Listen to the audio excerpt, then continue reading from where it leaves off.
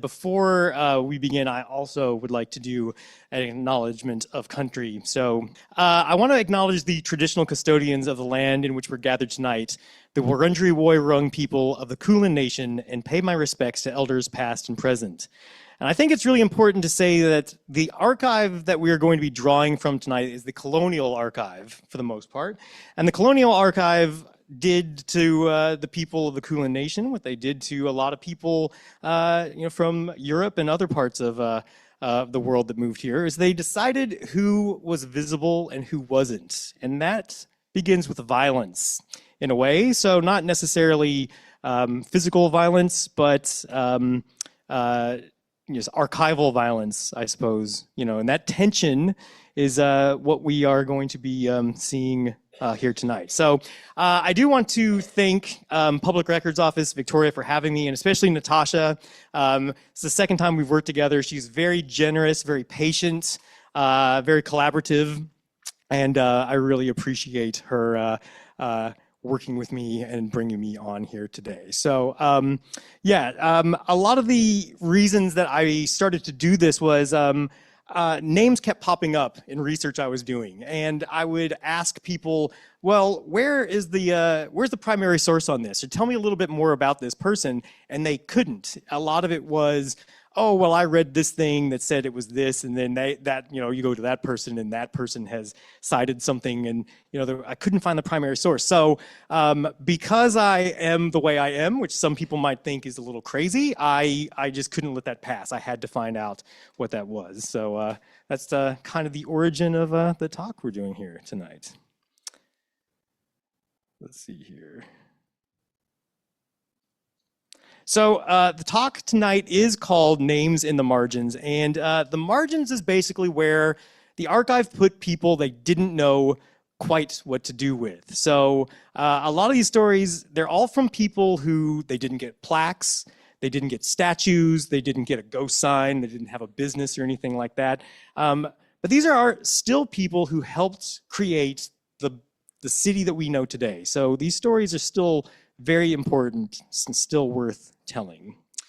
Some of you may have seen some of my work before, so I will get this out of the way real quick. A lot of you might know me as the ghost sign guy. I have been stopped on the street and had people say that to my face, which I think is kind of charming, but also kind of odd, but I like it. It's good. The work that I do, it begins with a name. So a ghost sign is a faded advertisement for a brand, a company, a business that no longer survives for the most part. And then once you start noticing the stuff that survives, you start to notice the stuff that doesn't survive. So there's a lot of products and things that we'll see a lot of ghost signs for something like Rober Tea or Terrax, so things like that. 4 and 20 pies every once in a while, and then you start seeing stuff that doesn't still exist. And when you start doing the research, you start to find out what the origin of some of these things are, which are incredibly fascinating. But yes, so as Natasha said, I am Sean Reynolds. I wrote a book called Melbourne Ghost Signs.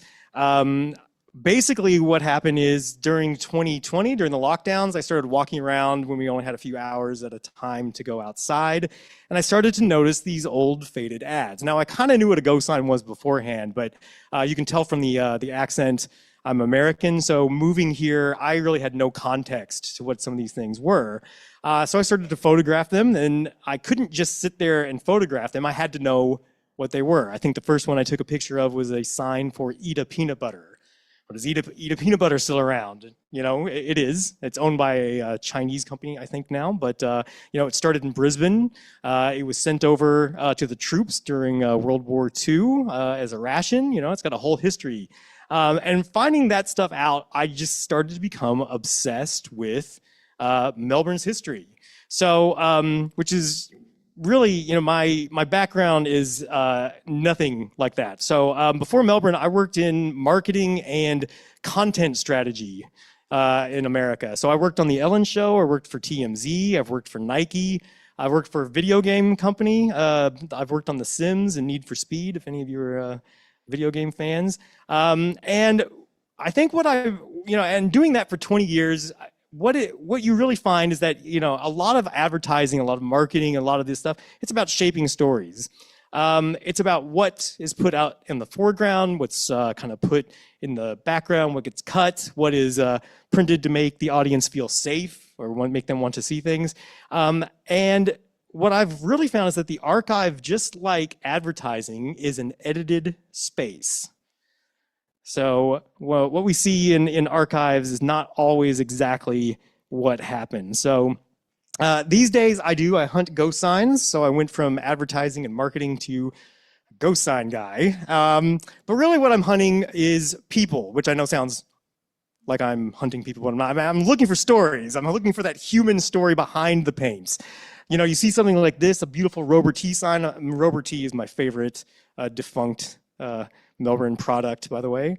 But I want to know, you know, when I see a sign like this, I want to know, well, how old is it? You know, what was there? Why did someone paint it there? Who painted it there? You know, if I already do know the history of Robert, but at the time I was like, well, what is Robert T? It's not around anymore. You can't find it on your shelf anymore. You know, who worked there? How long did it last? Was it a beloved, you know, was it a beloved product? It was, by the way. But I want to know these, you know, these questions come to mind, and I want to know what they are. So I basically do the research I can to find out what that is. So behind every sign, there is a story. This particular sign was uncovered about 3 months ago. It has been recovered. For any footy fans, the Don't Argue began apparently with a advertisement for ham. There you go. So see, what's that? Hutton's ham. That's right. Hutton's ham. That's right. See, footy fan or ham fan? You don't have to choose one. So I don't. But yeah, behind every sign there is a story. The story of a product, of a business, of a family. Hutton's was created by migrants, as many of the products that we know and love were, and he employed lots of people. People really depended on those hams. So a ghost sign survives. It's part of a life lived long enough to leave a trace, and not everyone got that, because for every ghost sign that survives, and we are very lucky here in Melbourne and Victoria, because there are hundreds and hundreds, if not thousands. For every one of those, there are hundreds and hundreds, if not thousands, of people who didn't get a ghost sign, whose story, you know, isn't on a wall somewhere. And a lot of those people, their stories are hidden in paper trails, which are usually written by police or courts or newspapers, right? Oh, come on. Next. Here we go. So sometimes in doing research, I will find extraordinary stories. And I would say oftentimes I find extraordinary stories.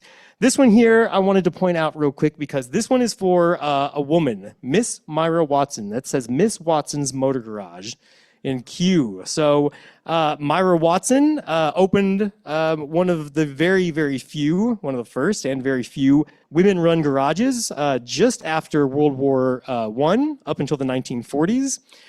Some of you might have heard of Alice Anderson. Alice Anderson is the more famous one, whose garage was just a few blocks away from Myra Watson's, but Myra's lasted longer. This particular sign and building was rendered over in the 1940s, and that sign was hidden up until 2022 when they took the render off, and underneath of it was this sign. And then you start, you know, if that hadn't been uncovered, I never would have looked up Myra Watson. Myra Watson, no one's written a book about her, so I started to do research on her, which is really extraordinary. She lived a nice long life, died in the 1970s. And stories like that matter, and they're extraordinary, and they're parts of our history. And I say our history. I did take the Australian citizenship test 2 months ago, and I got 100%. So I'm Australian as well. And even before that, I love Vegemite, so I was destined to be Australian.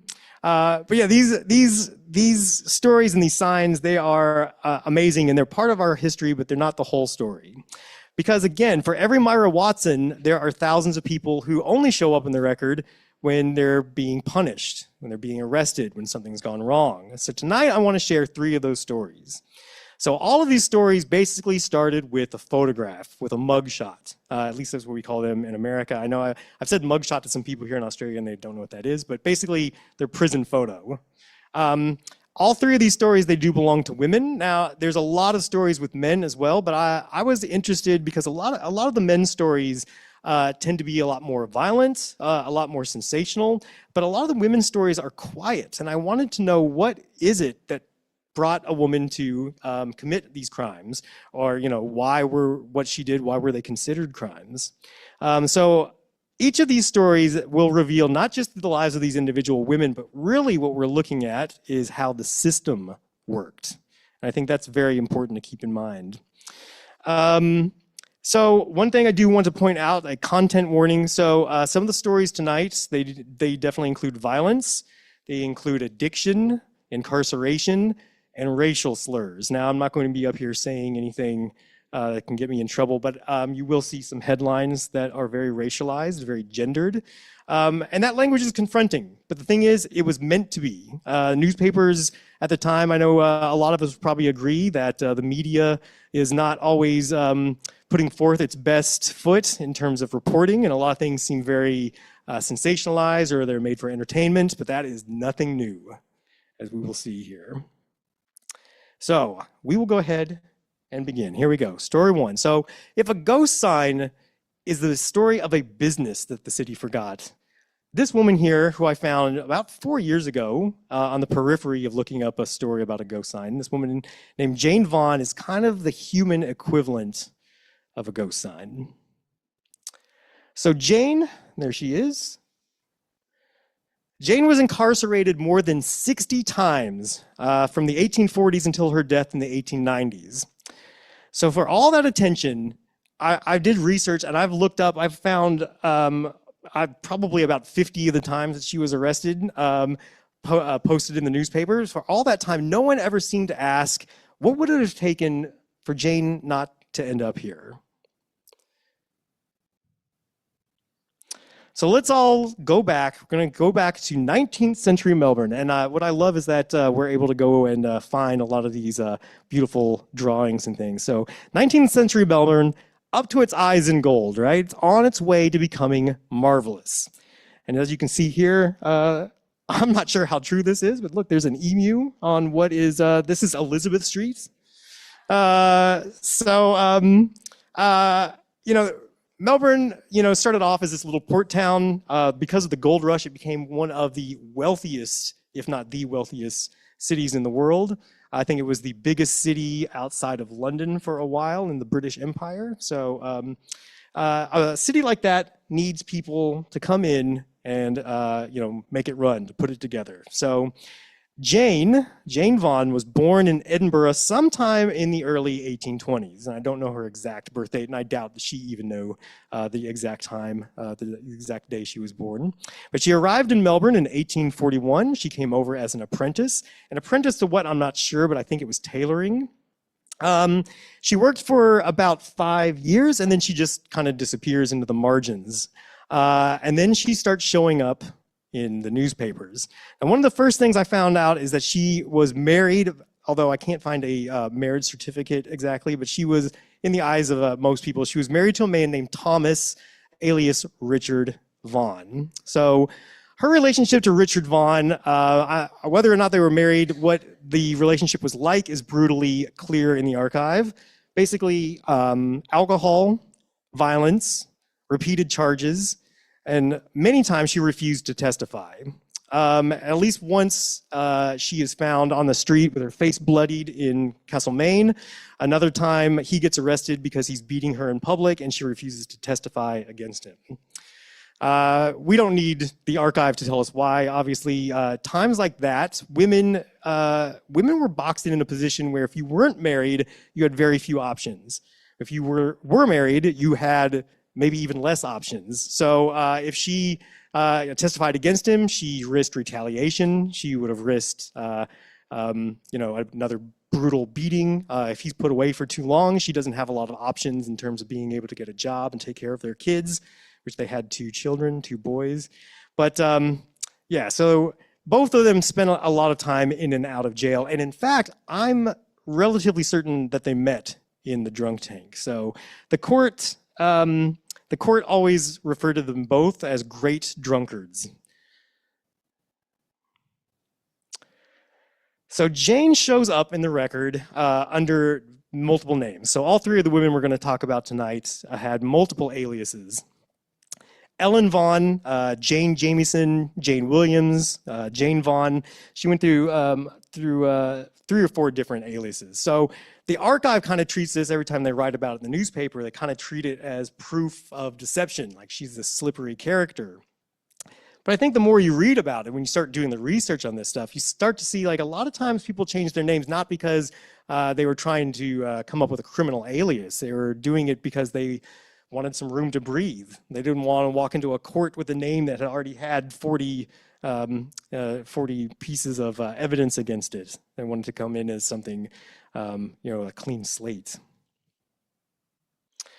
So Jane's list of offenses repeats pretty much over and over again. Drunk and disorderly, obscene language, vagrancy, small thefts, boots, buckets, cloth, photographs, umbrellas, a frying pan, a tin dish. She stole a lot. Now, I would never go as far as to say she was a kleptomaniac or anything like that, but I think we can tell a little bit about what was going on there. All these crimes, none of them are heists, right? So they're not crimes of ambition. They're crimes of keeping yourself alive. She's drunk, and why is she drinking? Well, she's got a horrible home life, right? She's using obscene language. Well, why is she like that? Well, that's what she's heard her entire life. She's picked up, basically taken to court, thrown in the drunk tank, receives a fine that she can't pay, so they send her back to prison, and then they release her, and she's got no safety net or anything like that, and the whole cycle repeats over and over again. So why someone can be incarcerated 60 times. In 1892, she's arrested for stealing boots, because when she's arrested, she says, well, the reason she stole the boots is because she needs new boots. She doesn't have any money for them. The magistrates during this time seems to sympathize with her. But because there's no welfare system, there's no place to put her, really, he basically says, well, I'm going to send you to jail where you can receive medical attendance and all the comforts. Which is a chilling way to think about. This is how things operated. If you wanted a bed or a meal or medical attention, the really only way the state could see helping you with that is to put you in prison. And once you're in prison at the time was like prison now. It's very violent. It was not a pleasant place. So it's not something that someone would want to go unless things were pretty dire. The other thing, so we've got, the police know her name, the courts know her name, and the newspapers, they all know her name. And they don't just report Jane, they turn her into a character. So they basically frame her in language that makes her look like the drunken hag, the violent woman, the street nuisance. You can see up here, they call her a notorious old thief. Some of the other things that she is called in some of the newspaper articles are a wretched woman, a woman of immoral character, a perfect nuisance. One article describes her as an uncomely damsel with a black eye and other honorable marks. So this is basically the newspapers, the media, basically reveling in this woman's misery and turning it into entertainment. And it's a way for people at home to look at a newspaper and kind of look back at themselves and say, oh yeah, things are bad for me, but at least I'm not her, right? So it's violence in a different way. So I do want to say, though, none of this stuff, living in a world like that, being married to an abusive drunk, not having a social safety net, these are all terrible things, but they don't absolve Jane. So I don't want anyone here to think that I'm saying, oh, this poor woman, she was innocent, because she did assault people. She could be violent. She may have hurt her children. Her husband used to, when she would get thrown in jail, her husband would chain her children to the radiator when he went to work for 12 hours because he didn't want them running out in the streets. Now, I hear everyone going, oh my God, that's terrible. And it is. That is terrible. But at the same time, this guy was also someone operating under the influence of alcohol, living very poor. They literally lived at one point, they lived in a canvas lean-to shack. he had no social safety net either. He didn't want his kids running out into the streets, so he chained them up rather than letting them run out and get ran over. Now, obviously, that's going about it the wrong way. And I hope that no one here is going to write a blog or an article saying that I'm excusing child abuse in any way. But I think it's important for that context to think about what this person was going through. His wife is in jail, right? Now, in 1852, Jane is actually charged with stabbing Richard in the back. He's bent over a kettle making his tea. So even though she stabs this guy in the back, it's really hard. It's hard to look at it in both ways. In one way, you think, my God, she stabbed this guy in the back. But it's really, when you think of the larger context, it's the latest salvo in this ongoing domestic war they've got going on. In fact, he doesn't press charges against her. So, you know, they stay together. I didn't write about it in here, but as I was doing this research, so I kind of take these things as far as I can go without, you know, just making someone's entire life story a multi-volume thing. So, but I do keep every once in a while, I will go back in the archives and see, oh, maybe I can find just one more little piece. Well, Richard Vaughn kind of disappears, and what happened was they went out 1860s. There was one small town, and I forget which town it is at the moment, but they went up there because he wanted to dig for gold. Well, he was so drunk and everything, he couldn't get a job, even working with anyone else to dig for gold as a miner. But around their house were all these deep pits. Well, one night it rained. Richard Vaughn, drunk, fell into a pit and drowned. And they took her to trial for it, but she had nothing to do with it. In fact, she was upset that he was gone. You know, for all that violence, she didn't kill him, and she didn't want him to die. So, by the time Jane herself dies in Melbourne Hospital, there's a picture of Melbourne Hospital there. In 1893, she's 70 years old and has been convicted more than 60 times. She's never rehabilitated, she's never redeemed, she's never supported, she's just processed. The system had one move, which was punish, release, punish again. So Jane Vaughn, who came here in 1841 and lived through the gold rush up until 1893, she is what I think of as the underside of Melbourne's gold rush dream. You have all this wealth, they're building these huge buildings, many of which are still around today, and the only safety net this woman had was to go back to jail. You know, not that I think she wanted to go back to jail, but jail had a roof and it had food, it had warmth. So one thing I want to point out, so people will ask, why did you want to tell this story? Well, one, I think it's fascinating. I think it's important because a lot of these people don't get these. I can't imagine since 1893 anyone has gone back in the archive and thought too much of Jane. So in a way, it's bringing this person's story back to light. I think the other thing to think about is today, Australia's fastest growing prison population is women. And many of these women are incarcerated for similar offenses, poverty-driven offenses. And Jane's story basically, I think, reflects some of the uglier truths that we see today. That a lack of compassion, a lack of community, a lack of support dressed up as personal responsibility, that sets people up for the same thing. So you can look at Jane Vaughn and her story, and you can see the same thing happening today. Ooh. I realize, you know, probably a lot of you who have come to my other talks, I talk about ghost signs, and it's usually a little lighter. So tonight's a little bit heavier, but very important. So our next person here, she was someone I wasn't looking for, and I kind of just came upon her photo as I was chasing something else, and I saw this picture of her, and you know, you look at a picture of like Jane Vaughn's, looks very old. She's an older lady. You see someone that looks like this, and I had to stop and go, wow, that's like, you know, like a modern 1920s woman right here. So this woman standing here, she's got this cloche hat on, the little bell hat. She's got her scarf on. Her name at the top, you can see it says Audrey Brocken. Well, Audrey Brocken was not her name. So she was born Frida Marie Cuno in Yarraville around 1909. She was the eldest daughter in a very large working class family. And like many of these women, she had alias upon alias upon alias. So her first collision with the criminal court comes in 1928. So that's when that picture was taken, right in there in the middle of the 1920s. She was 18 years old. And basically, when she gets picked up, she's known under two names. Audrey Brocken, the one we saw there at the top of her photo, and the other one was Phyllis Shaw.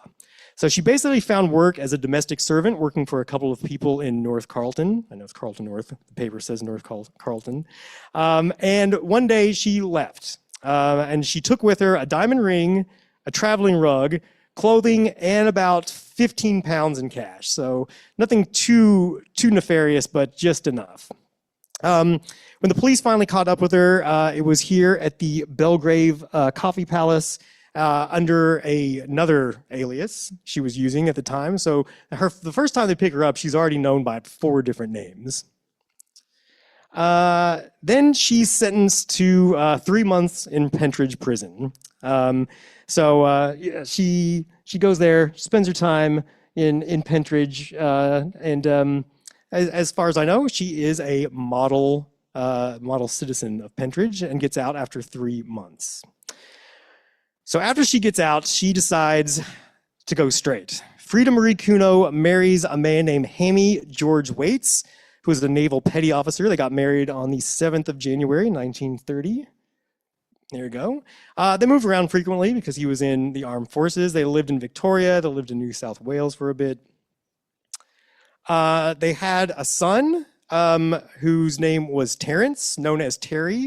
If anyone here is a Collingwood football fan, Terry Waits played for Collingwood in the 1950s. He's still around. I saw a picture of him not too long ago. He's still seeing matches. So I was half afraid he would show up because when you do these, you look up these stories and you start telling these stories about people. Man, these are real people. These are people's relatives and stuff. And I'm not sure how much Terry knows about his mom, to be honest. So I didn't know if this information would be new to him or not. But Terry's got his own story. He was obviously successful. He's still around today. So we're just going to focus on the story his mother left behind. So in 1938, Hammy, her husband, Hammy filed for divorce on the grounds of desertion. So the court papers, and here we go from Public Records Office. You can see their divorce decree. In court filings, so I also go through reading a lot of these things. So I know a lot about Australian law, especially from the 1890s to the 1950s. So that's more than anyone should have to know about it.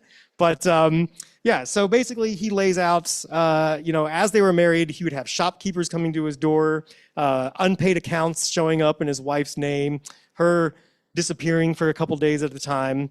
In 1935, they were living in Beecroft, New South Wales, and she basically just left with no explanation, no forwarding address, no note, nothing like that. So he took her to divorce court 3 years later. So she didn't show up. She didn't come to divorce courts. The notice was served instead to her mother in West Footscray. Her mom did not know where she was. The house is still there. I took that photo 2025.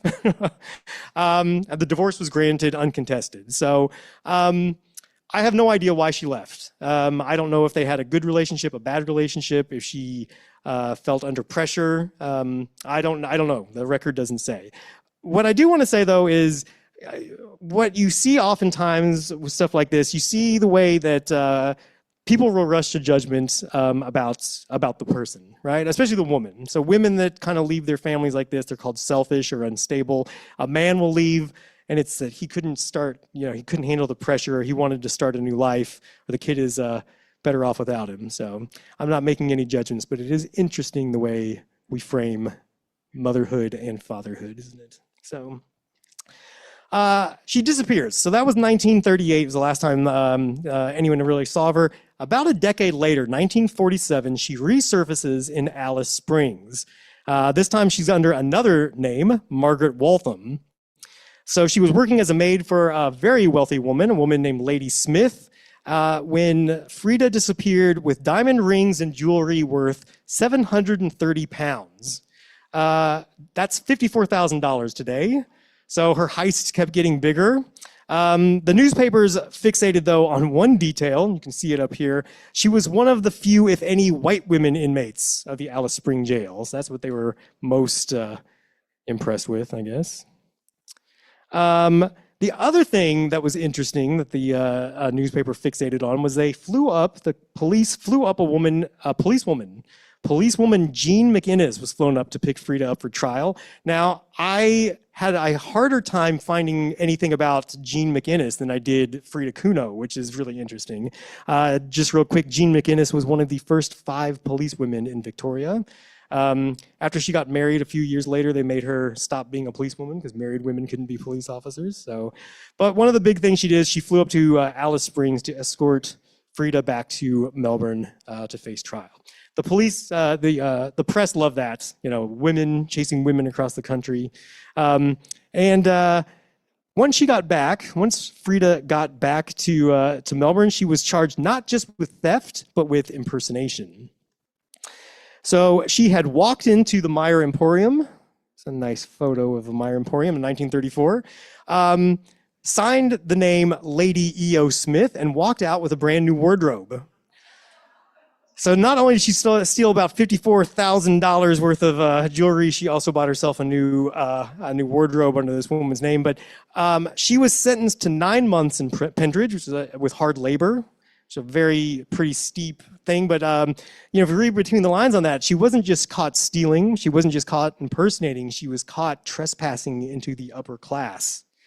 So a lot of things, upper class, like a lot of these are class-based, as you can see. So that's basically the story of Frida Kuno, and I started to think, well, what drove her to be like that? And really, because she didn't keep a diary or anything like that, she disappears. There's no way to know. But what I did find was an earlier bit about her life here. So in July 1927, when she's 16 and a half years old, she appears in this newspaper as a missing person. So she was found wandering around Richmond and taken to the hospital.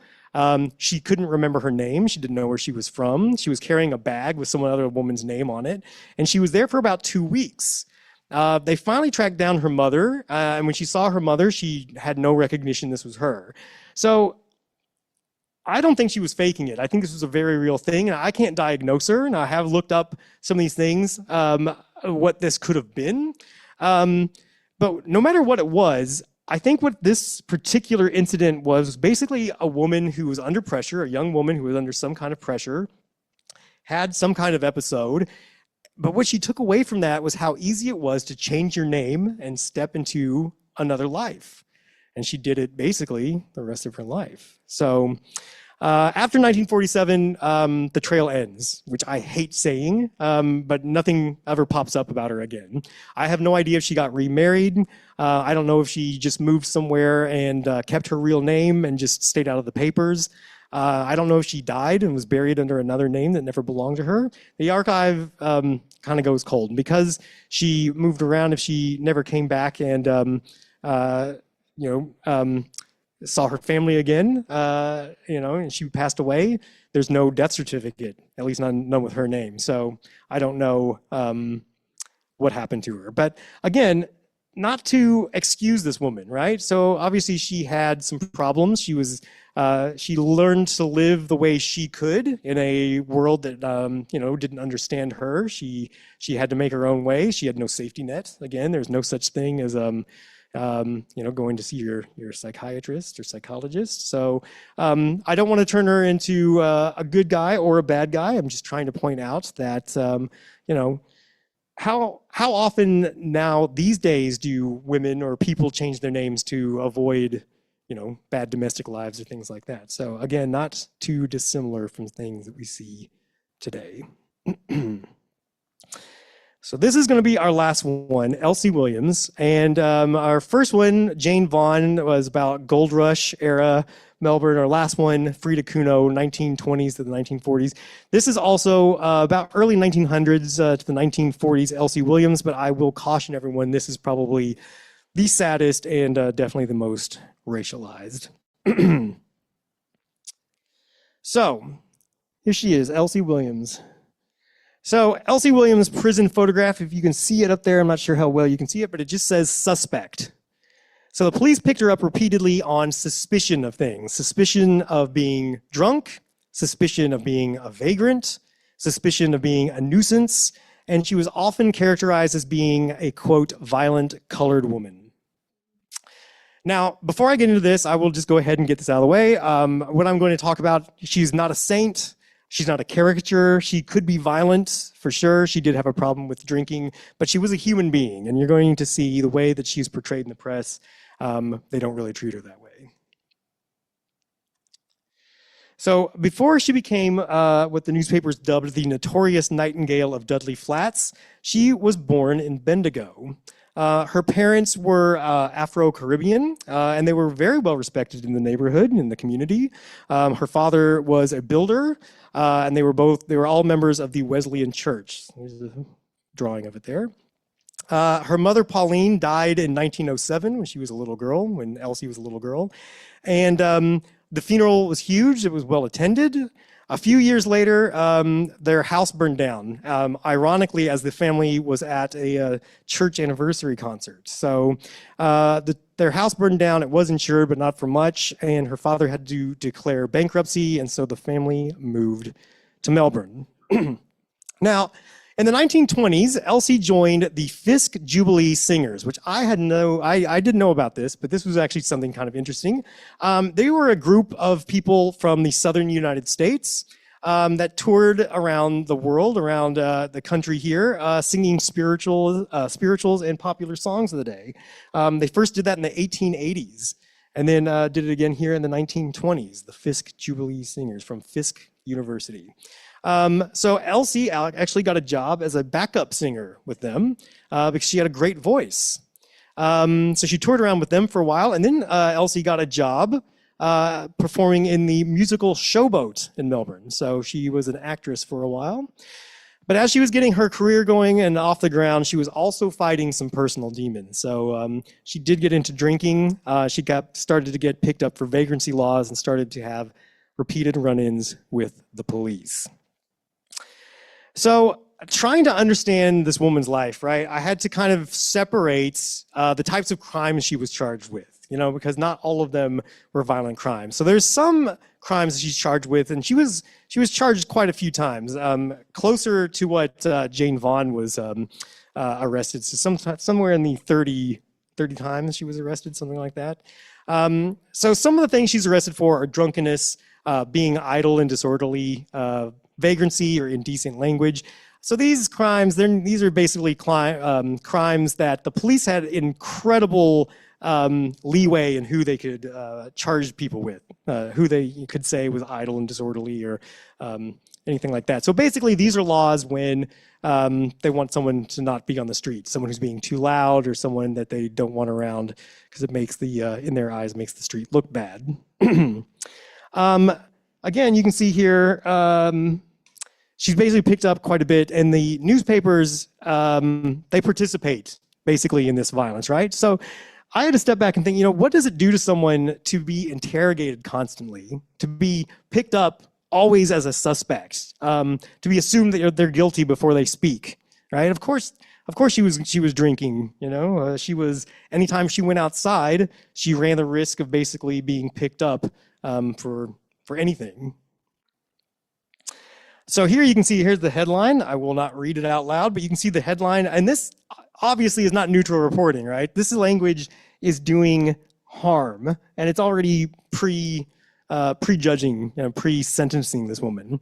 So look, she did have offenses when she would lash out at people. There were stories about her using a razor, stories about her attacking people. This is where she kind of this is where she starts to get the moniker as a dangerous woman. But I think we can hold her accountable for these kinds of crimes without, kind of wallowing in the lurid entertainment that the newspapers used. As you can see, all three of the different newspaper headlines, it's always race first, then the crime, then the story. So at her final trial in 1939, a judge wondered aloud if she was Aboriginal. She was not. Then he suggested that maybe she was Aboriginal, she didn't know, and that would make her subject to temptations and passions different from white people. So, look, you walk into a courtroom and that's the first thing the judge says to you, you kind of already know where you stand.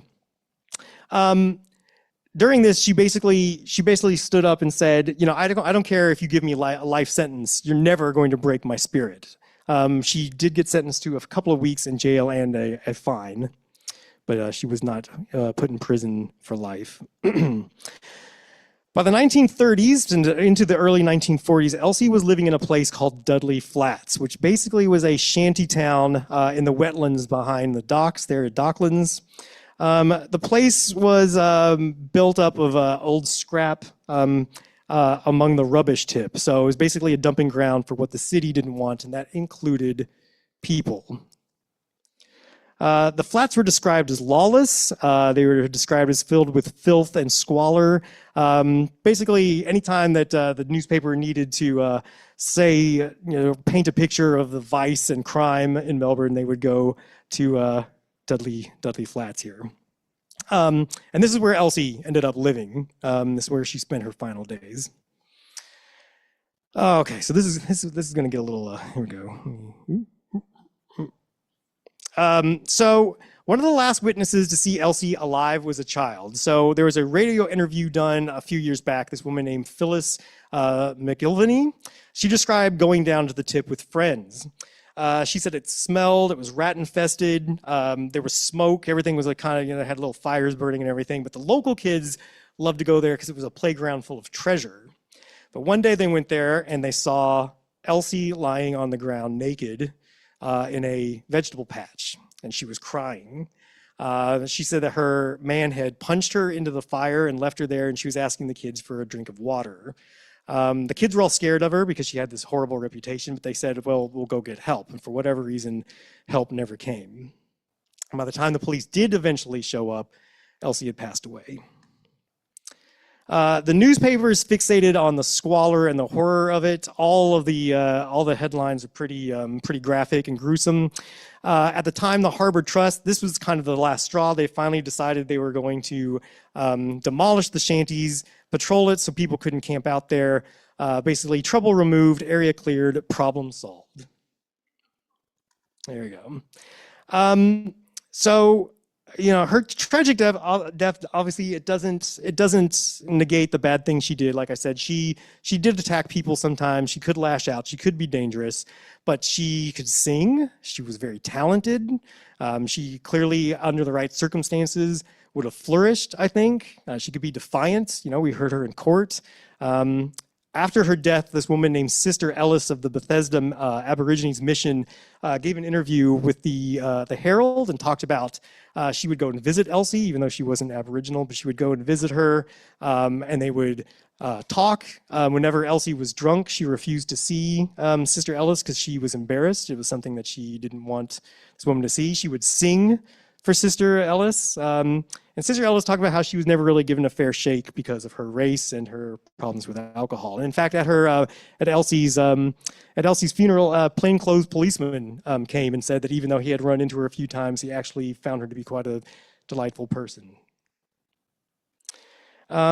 So you look at this and you start to question, what. Not really like what did she do, because we can read in the files what she was picked up for, but what options did someone like this have? A black woman who had a record, who had a drinking problem, who every time the newspaper wrote about her, it was always about her race in a very negative way. What else? Where could she go? I guess it was either prison or Dudley Flats. So we kind of know how that goes. So my hope with this is basically, her story has actually been told before. I found someone else had done it, but I think it's really important to go through this and talk about someone like that, because this was a person. And I think we can look back at these records and it's incredibly fascinating. And if you ever get a chance, go on the Public Records website. You can go through and look at a lot of these files. And I think in a way we're lucky to be able to do that, because, it's a piece of history. And I think a lot of us probably have people we're related to in our past that have an interesting history. And it's important to go and look at those things and realize that there's a human being behind that. It's not just this list of crimes, right? So the three women that I spoke of here tonight, Jane, Frida, and Elsie, so they're just three of the hundreds and hundreds of people who were banished to the margins of Melbourne. And I hope that tonight we learn that, yeah, these women they broke the law. Like some of the laws obviously were, designed to keep people like that, locked up or out of sight. But the system was also designed for oftentimes women to be second-class citizens. Like I said, if you were not married, you had very few options to you. And then if you were married, you had very few options. So basically the only move the system had was punishment. There was no safety net. And things aren't perfect today, but they're better than they could be. So there are many more women like this waiting in the archive, misremembered, misnamed, misunderstood. I think it's important to remember that cities don't forget about people. They do record them, but they decide which version survives. So I've kind of taken it on myself to read in between the margins and give you a different story. Thank you.